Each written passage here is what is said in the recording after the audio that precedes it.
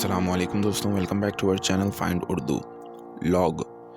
Log का मतलब है रिकॉर्ड रखना या लकड़ी का टुकड़ा।